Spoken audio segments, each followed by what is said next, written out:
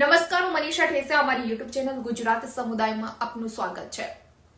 તંત્રની મિલીભગત થતા રોડ રસ્તાઓ કે પછી ડામર કામોમાં ભ્રષ્ટાચાર થવાના કારણે મેઘરાજા આ ભ્રષ્ટાચારની પોલ ટૂંક સમયમાં જ ખોલી દે અથવા તો ભ્રષ્ટાચારના પોપડા જ જાણે બહાર આવી જાય, આવા સમાચાર આપણા માટે નવા નથી. કારણ કે આવા સમાચાર વારંવાર ગુજરાતમાંથી સામે આવતા જ હોય છે. પરંતુ નેશનલ હાઈવેનું કામ ચાલુ હોય એટલે કે 4 લેન રોડનું કામ ચાલુ હોય અને આ કામ પૂર્ણ થાય એ પહેલા જ જે કામ થઈ ગયું હોય છે, એટલે કે જે રોડ તૈયાર થઈ ગયો છે, આ રોડમાં જ ક્યાંક ગાબડા પડી જાય, આ રોડમાં જ ક્યાંક ભ્રષ્ટાચારની તિરાડો પડી જાય અને ઉખડીને સામે આવી ચૂકે, આ વાત થોડી વધારે નવી લાગે.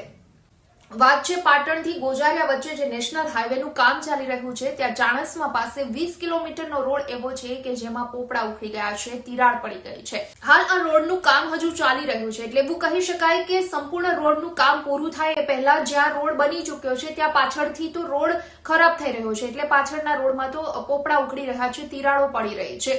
1152 કરોડના ખર્ચે આ રોડ બનાવવામાં આવી રહ્યો છે અને આ કોન્ટ્રાક્ટ જે કંપનીને સોંપવામાં આવ્યો છે, નેશનલ ઓથોરિટી દ્વારા આ અંગે કોઈ જવાબદારી પણ નથી લેવામાં આવી, એટલે કે જવાબદાર અધિકારીઓ આ અંગે કોઈ જવાબ પણ નથી આપતા.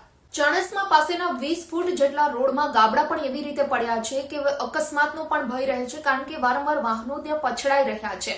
આમ છતાં પણ નેશનલ ઓથોરિટી ઓફ ઇન્ડિયાના જવાબદાર અધિકારીઓ જાણે શિયાળાની મીઠી નીંદરમાં ઓડી રહ્યા હોય તેવું લાગે છે. જ્યારે પણ કોઈ નેશનલ હાઈવેનું કામ ચાલતું હોય છે ત્યારે ત્યાં જવાબદાર અધિકારીઓ દ્વારા સતત મોનિટરિંગ અને કામની ક્વોલિટીનું ચેકિંગ થતું હોય છે.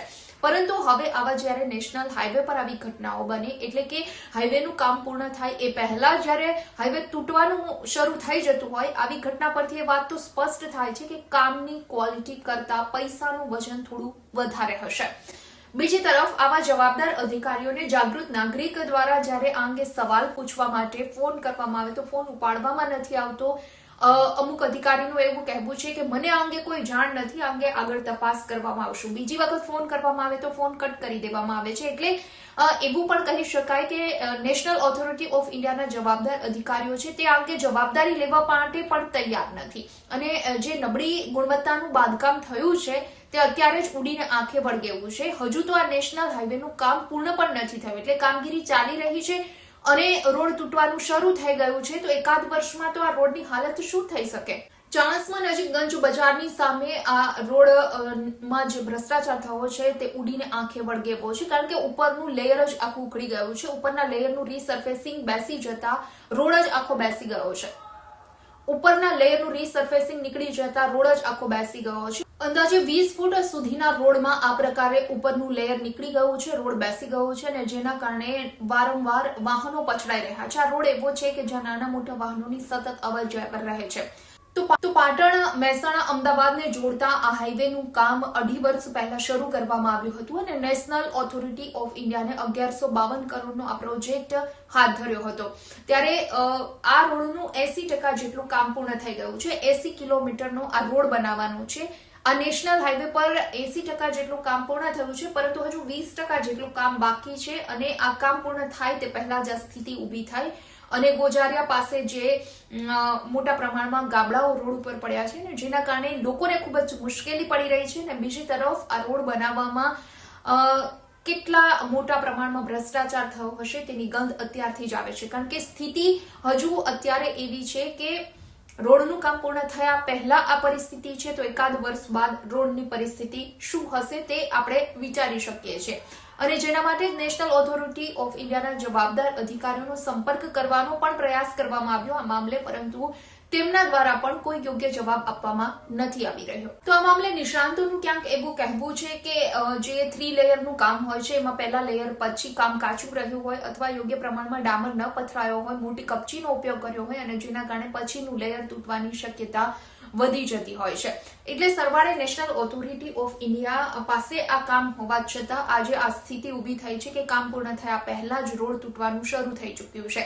રોડ બન્યા બાદ જ્યારે ત્યાંથી વાહનો પસાર થશે, મસમોટા પ્રમાણમાં ટેક્સો વાહનો પાસેથી એટલે કે વાહન ચાલકો પાસેથી ઉઘરાવી લેવામાં આવે છે, પરંતુ લોકોને એ પ્રમાણે કામ કરી આપવામાં નથી આવતું કે યોગ્ય રીતે લોકો આવા નેશનલ હાઈવે પર પણ વાહનો ચલાવી શકે. વચ્ચે આ રીતે 20 ફૂટના ગાબડાઓ પડે અને અચાનક જ વાહનો એવી રીતે પછડાય છે કે વારંવાર અકસ્માત થવાનો પણ અહીં ભય ઉભો થયો છે.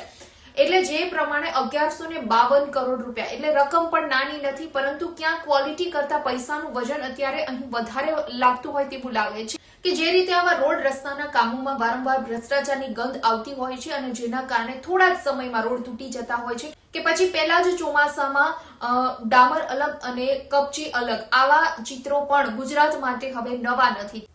એટલે કહી શકાય કે ફરી એક વખત નેશનલ ઓથોરિટી દ્વારા જે નેશનલ હાઈવે બનાવવાની કામગીરી ચાલી રહી છે એમાં પણ આ જ પ્રકારની સ્થિતિ સામે આવી છે.